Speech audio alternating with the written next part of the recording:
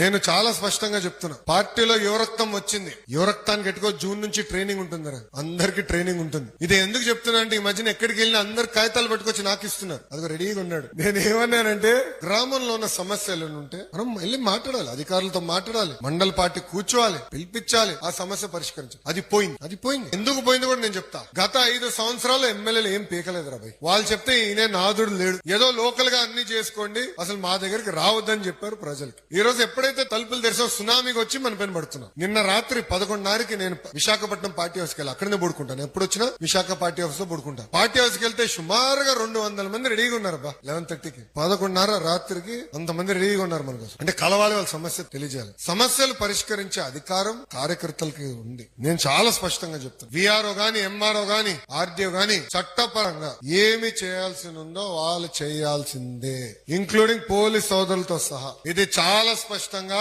నేను ఇన్ఛార్జ్ మంత్రి గారు కూడా చెప్తాం జరిగింది. ఈ రోజు మంత్రి గారు నేను కోరతాం జరిగింది, డిస్కస్ చేశాం. అది అధికారులకి నేను చెప్తాను, ఈ సభాముఖంగా కార్యకర్తలకి, నాయకులు నేను తెలుపుతున్నాను. తెలుగుదేశం పార్టీ కార్యకర్తలు కబ్జాదారులు కావు, మనం ఎవరిని కొట్టాం, మనం ప్రజల కోసం సేవ చేసానికి వచ్చాం. ఇప్పుడే పల్లన్న అన్నారు, విశ్వవిఖ్యాత నట సార్వభౌమ స్వర్గీయ శ్రీ నందమూరి తారక రామారావు గారి సిద్ధాంతాలు మనకున్నాయి. ఇప్పుడు కూడా ఆ సిద్ధాంతాల పరంగా మనం అందరం నడవాలి. తెలుగు ఎక్కడున్న అగ్రస్థానంలో ఉండాలనేది మన లక్ష్యం. అన్ని రాష్ట్రాల కన్నా అన్ని రంగాల్లో ఆంధ్ర రాష్ట్రం నంబర్ 1 ఉండాలి, తెలుగు నంబర్ 1 ఉండాలనేదే మన లక్ష్యం. దానికి మనందరం కష్టపడాలి, కలిసికట్టుగా పని చేయాలి.